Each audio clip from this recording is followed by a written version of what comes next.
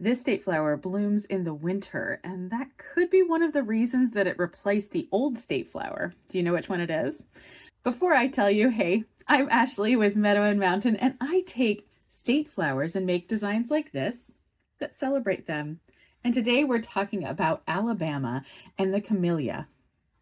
Now, the camellia has only been Alabama's state flower since 1959. Before that, it was actually the goldenrod. In 1927, that's the flower that they brought in as their state flower.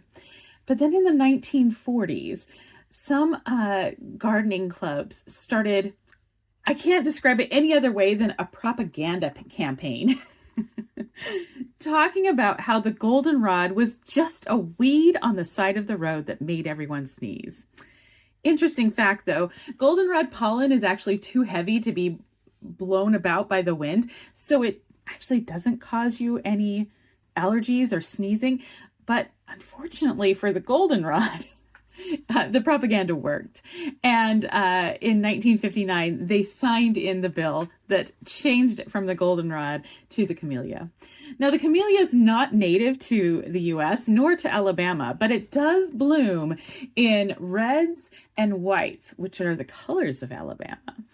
But it's been in the States since the 1800s, the early 1800s, and that's when it actually came here from Asia.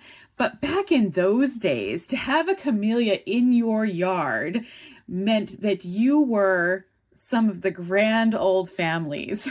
It was like owning a Rolodex and having it out in your yard. It was quite the thing. But nowadays, most people grow them in their yards, especially in Alabama, and they love the fact that they bloom in the winter. January through February is the peak bloom. There's even some varieties that bloom at Christmas time. It's called Yuletide, one of my favorites. And these flowers are often about 5 inches in diameter. They're quite big. They can be single flower or be double flower, so lots and lots of petals or just a single layer of petals.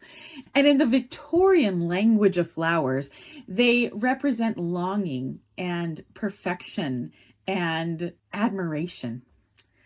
So often, even today, brides who get married in the late winter, early spring use camellias in their bouquets.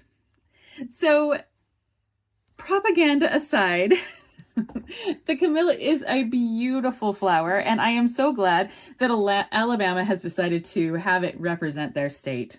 It's a pretty good story, huh? Propaganda and all. What do you think? Just send me a message and tell me.